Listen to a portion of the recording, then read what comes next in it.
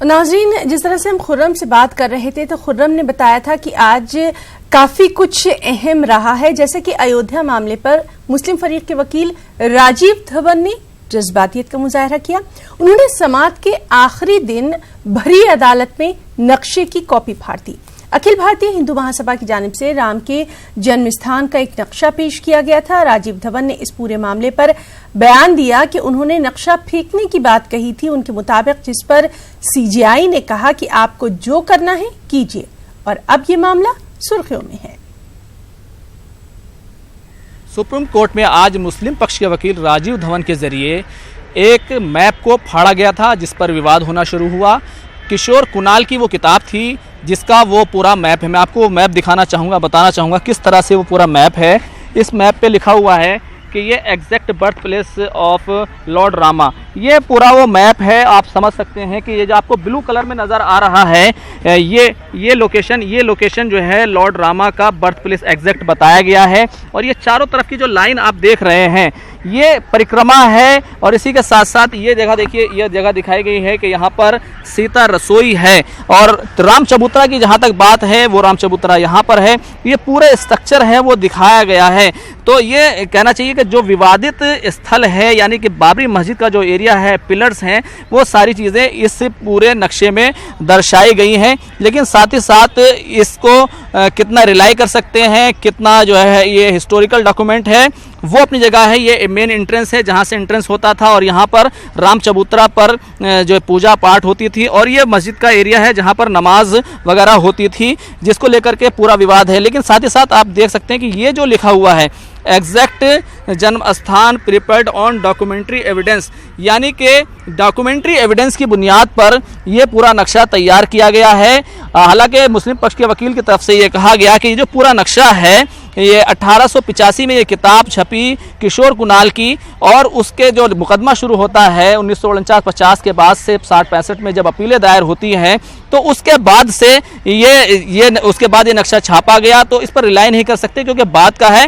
लेकिन इस मामले की सत्यता यानी प्रमाणिक तौर पर ये कितना भरोसेमंद है नहीं है, वो अपनी एक अलग कहानी है। लेकिन जो विवाद है वो आप इसको देखकर समझ सकते हैं। लेकिन ये डॉक्यूमेंट्री एविडेंस है, कोई हिस्टोरिकल एविडेंस नहीं है, क्योंकि इसके पीछे किस तरह से हिस्टोरिकल एविडेंस होने चाहिए थे, उसके सोर्सेज होने चाहिए थे, वो कुछ इसमें नहीं दिया गया है। कैमरामैन नगेंद्र के साथ खुर्रम शहजाद, न्यूज़ 18 दिल्ली। और वहीं इस पूरे मामले पर इकबाल अंसारी ने क्या कुछ कहा है, आइए देखते हैं। अगर वो अपनी जमीन छोड़ते हैं तो आप अपनी बात पर कायम हैं? देखिए, अभी जमीन छोड़ने की कोई बात ऐसी है नहीं, क्योंकि लोग अब जो है अभी ये बात कोर्ट में रखेंगे, और कोर्ट एक्सेप्ट करे ना करे वो जिम्मेदारी कोर्ट की है। जो कोर्ट कहेगा उसको हम मान लेंगे। तो आप तो अपनी तरफ से कायम है ना, आप तो मुकदमा लड़ ही रहे हैं। भाई बिल्कुल कायम। अगर मुकदमा ना होता तो जो है फैसले के लिए आज आखिरी दिन है। आज कोर्ट अपनी फाइल बंद करने जा रहा है। सुनवाई 1 महीने के अंदर में हो जाएगी, पूरी हो जाएगी, कोर्ट फैसला दे देगा। आपको लगता है कि मीडिएशन कमेटी की बात आप सुप्रीम कोर्ट मानेगी? ये कोर्ट की जिम्मेदारी है, कोर्ट अगर माने तो हमें कोई इतराज नहीं है। श्री राम पंचू की तरफ से कहा जा रहा है कि एक पत्र दिया गया सुन्नी वक्फ बोर्ड के चेयरमैन की तरफ से। अगर श्री राम पंचू की तरफ से कोई पत्र दिया गया है तो उस पर जो है कोई बुराई नहीं है। अगर वो जो है उस सामने आते हैं, इस मसले को तय कराते हैं, तो हमें कोई इतराज भी नहीं है। लेकिन वो जमीन का दावा छोड़ रहे हैं।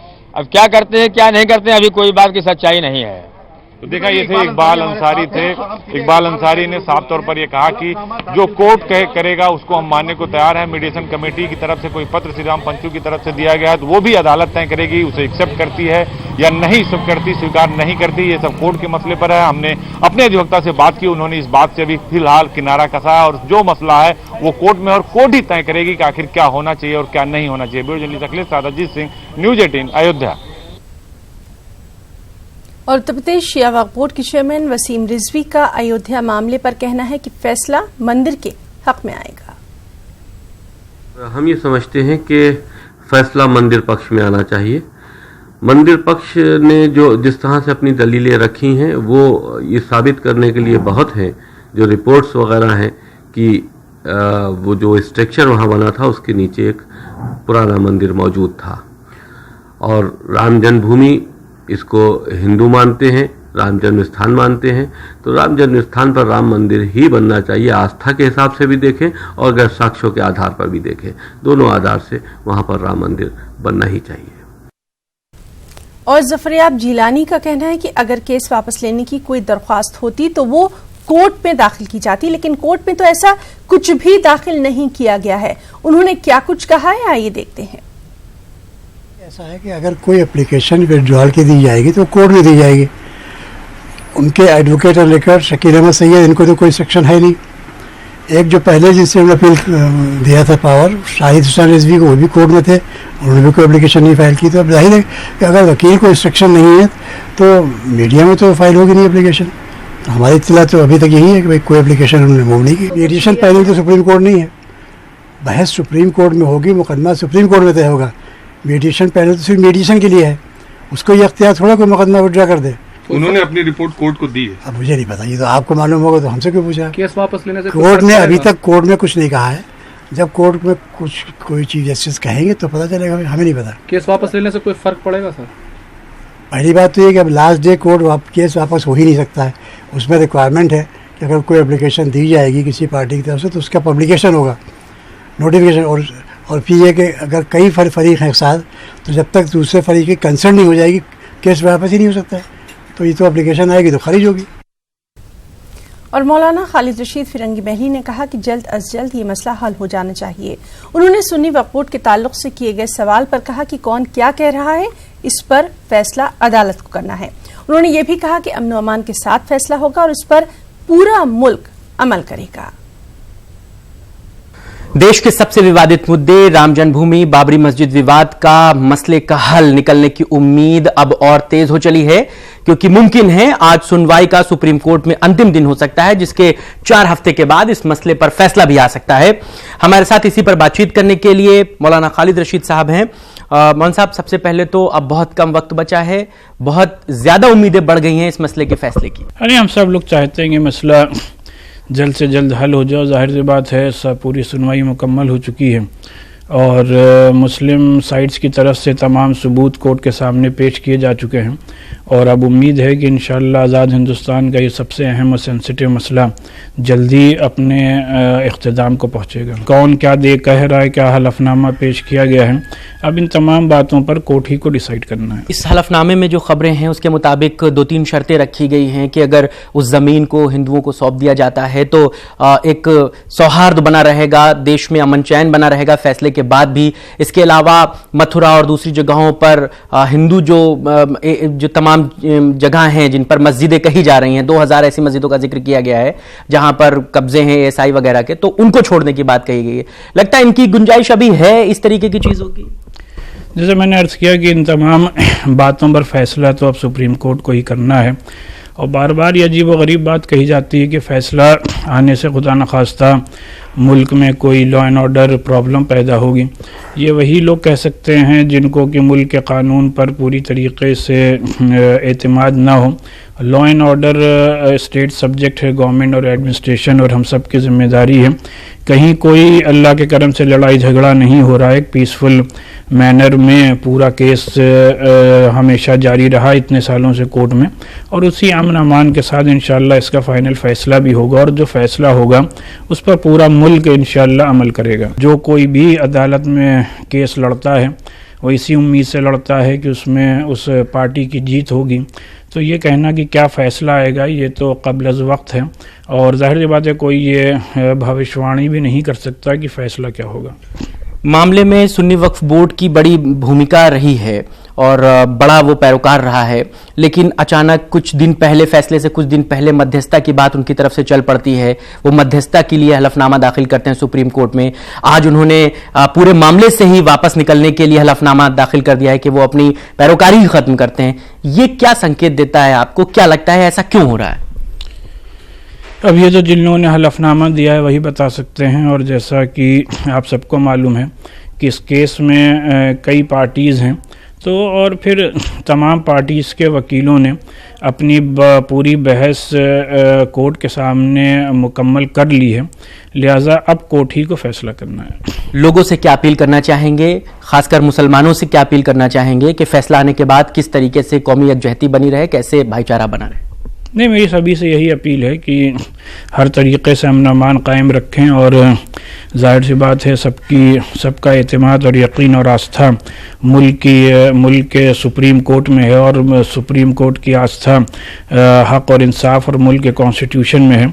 तो हम सब ये समझते हैं कि जो भी फैसला आएगा वो कॉन्स्टिट्यूशन में हम सबकी जो आस्था है और जो मुल्क के सुप्रीम कोर्ट में हम सबकी आस्था है उसकी बुनियाद पर आएगा।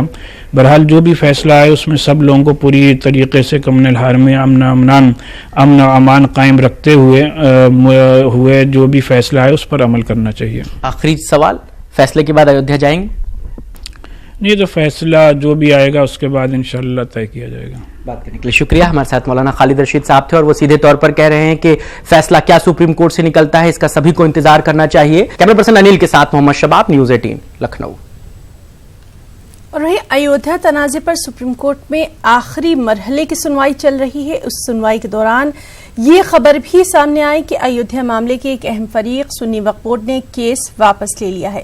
लेकिन खास बात यह है कि इस खबर की अब तक कोई तस्दीक नहीं हो पाई है। मुस्लिम पर्सनल लॉ, बाबरी मस्जिद एक्शन कमेटी और मुस्लिम दानिशवरों ने इस खबर पर तशवीश का इजहार करते हुए कहा कि ये महज अफवाही है। इसमें जब तक वक्फ बोर्ड की जानिब से कोई बयान नहीं आता तब तक इस पर कुछ भी कहना क़ब्ल वक्त होगा। बाबरी मस्जिद हक़ मिल्कियत का मामला सुप्रीम कोर्ट में आज आखिरी दिन की समाअत है। 17 अक्टूबर यानी कल मोल्डिंग ऑफ रिलीफ पर सुनवाई होना है। 18 अक्टूबर को दलीलें खत्म करने की मियाद मुकर्रर की गई थी और राम के जन्म स्थान पर मस्जिद की तामीर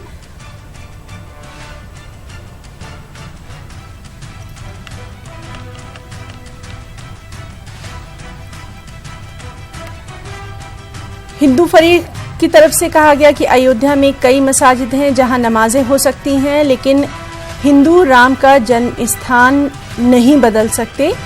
1989 तक हिंदू फरीकों ने मालिकाना हक नहीं मांगा था।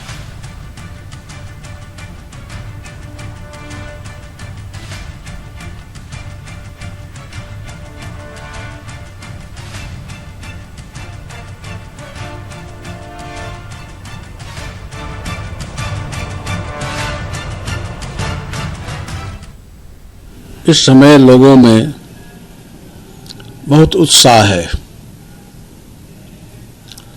सबके मन में है सर्वोच्च न्यायालय रामलला के पक्ष में अपना निर्णय देगा। जैसा कि सुनने को मिलता था समाचार पत्रों के द्वारा, समाचार विधाओं के द्वारा, माननीय न्यायाधीशों का प्रश्नोत्तर, उससे लगता है कि न्याय रामलला के पक्ष में जाएगा। यह जान करके पूरे देश में नहीं पूरे विश्व में लोगों में बड़ा उत्साह है कि अब राम जन्मभूमि पर श्री राम मंदिर का निर्माण अतिशीघ्र और भव्य रूप में होगा। हमें आशा है ये शीघ्र निर्णय आएगा। माननीय सर्वोच्च न्यायालय ने बड़ी संजीदगी से तमाम पक्षों को सुना है, महीनों तक सुना है, तमाम दलीलें देखी हैं, साक्ष्य और सबूत देखे हैं और हमारा मानना है कि जो भी फैसला हो माननीय सर्वोच्च न्यायालय का वो हर पक्ष को स्वीकार्य होना चाहिए, क्योंकि एक बार इस मामले को सेटल होना बहुत ज़रूरी है। हमने बहुत कुछ गंवाया है। हम भुखमरी पे बात नहीं करते हैं, बेरोजगारी पे बात नहीं करते हैं, खेतीहर समाज के संकट पे बात नहीं करते हैं। और कभी कभी तो ये कल्पना करिए कि अगर मर्यादा पुरुषोत्तम पृथ्वी पे आएंगे तो हम सबको ये कहेंगे कि मैं तुम्हारा नहीं हूँ, क्योंकि तुम मेरे बच्चे मर रहे हैं और तुम उन विषयों पे चर्चा नहीं कर रहे हो। तो बहुत ज़रूरी है एक बार निर्णय आ जाए ताकि हम जिंदगी को प्रभावित करने वाले मुद्दों पर बात करें। रोटी की बात हो, भुखमरी की बात हो, बेरोजगारी की बात हो। और उत्तराखंड के वज़ीर आला त्रिवेंद्र सिंह रावत का क्या कुछ कहना है, आइए देखते हैं। बाबर अरब से यहाँ पर आए, उन्होंने आक्रमण किया और उन्होंने मंदिरों को ध्वस्त करके वहाँ पर मस्जिद का तथाकथित मस्जिद के नाचे में से कुरान के हिसाब से किसी भी विवादित जगह पर इबादत गाह नहीं बन सकता है। वो विवादित जगह वैसे भी मान्य नहीं होना चाहिए, लेकिन फिर भी चलिए मान लेते हैं। एक तो आक्रांता को क्यों पूजा जाना चाहिए? बाबरी मस्जिद को क्यों पूजा जाना चाहिए। दूसरी बात, उसके सारे प्रमाण हैं वहाँ पर राम जन्मस्थान के, और जन्मस्थान एक ही हो सकता है। मस्जिद, मंदिर, गुरुद्वारे कहीं भी बनाए जा सकते हैं, लेकिन जन्मस्थान को नहीं बदला जा सकता है। मैं समझता हूँ कि उससे एक सामाजिक सौहार्द कायम होगा, इसका दूरगामी परिणाम होगा, और उससे हमारे जो इसके कारण जो विवाद हो रहे हैं पिछले सैकड़ों वर्षों से, वो भी विवाद दूर होंगे, और वहाँ पर भव्य मंदिर वहाँ पर बन सकेगा। और वहीं जेडीयू लीडर केसी त्यागी ने क्या कुछ कहा है, आइए देखते हैं। बात करते हैं जेडीयू के प्रधान महासचिव केसी त्यागी से। सर, राम मंदिर मामले पर आज सुनवाई हो रही है। शाम 5 बजे तक सीआई ने तय कर दिया है कि आज ही सुनवाई पूरी हो जाएगी। इस प्रक्रिया में अगर देखें, इस प्रक्रिया के तहत जो सुन्नी वक्फ बोर्ड है उसने जो अर्जी दाखिल की है, उन्होंने जो अपनी पुरानी अर्जी है उसको वापस लेने की बात कही है, लेकिन कुछ शर्तों के साथ। कैसे देखते हैं इसको? देखिए, वीपी सिंह जी जब प्रधानमंत्री थे उस समय भी ये प्रयास किए गए थे कि दोनों पक्ष जो हैं आपस में अगर समझौता कर लेते हैं, इससे बेहतर स्थिति कोई नहीं है। जब अडवाणी जी शिलान्यास करने के लिए चले हैं सारनाथ से, तो अयोध्या में वो शिलान्यास करके राम जन्मभूमि की नींव रखना चाहते थे, जिसको लेकर के विवाद था, चूँकि विवादित स्थान था वो। उनकी सरकार जाने के बाद चंद्रशेखर जी ने भी एकता के प्रयास किए, फिर नरसिंहा राव जी ने भी किए, और फिर श्री अटल जी के समय भी ये प्रयास हुए, लेकिन ये प्रयास सब असफल रहे। मामला सुप्रीम कोर्ट में विचाराधीन है। आज सुनवाई का अंतिम दिन है। हमारी पार्टी की और हमारी पहले दिन से राय है कि या तो आपसी समझौते से लोग तय करें, अगर नहीं हो पा रहा है तो सुप्रीम कोर्ट का जो भी फैसला हो वो सभी पक्षों को स्वीकार हो। मैं इससे अधिक कुछ नहीं कहना चाहता कि इसको लेकर के बयानबाजी, इसको लेकर के क्यास, अखबारों में बयान, ये सब बेकार की चीज़ें हैं। सुप्रीम कोर्ट का फैसला हमें मान्य होगा, और सारे धर्म के लोगों को और सारे देशवासियों को भी मान्य होना चाहिए। एक सवाल है, जो हिंदू महासभा की तरफ से, उनके वकील की तरफ से जो नक्शा था वहाँ पे उस पूरे विवादित स्थल का, उसको फाड़ दिया गया है जो मुस्लिम पक्ष के वकील राजीव धवन की तरफ से। इसको लेकर सीआई ने नाराजगी जाहिर की। ये कोर्ट के अंदर की कार्रवाई का हिस्सा है, इस पर हमारा टिप्पणी करना अनुचित है। हम सिर्फ और सिर्फ फैसले का इंतजार कर रहे हैं। आपको उम्मीद है कि मंदिर पर अंतिम फैसला आ जाएगा जल्द ही? सब जो अदालती कार्रवाई है उसका हिस्सा अदालत खुद कह चुकी है। चलिए, बहुत बहुत धन्यवाद। तो जेडीयू की तरफ से केसी त्यागी कह रहे हैं कि अदालत की कार्रवाई का हिस्सा है, और जेडीयू की राय पहले से ही इस बात को लेकर के साफ है कि जो भी अदालत का फैसला होगा सबको मानना चाहिए। कैमरामैन चंद्रदेव के साथ अमितेश, न्यूज 18 दिल्ली। वक्त है एक ब्रेक का।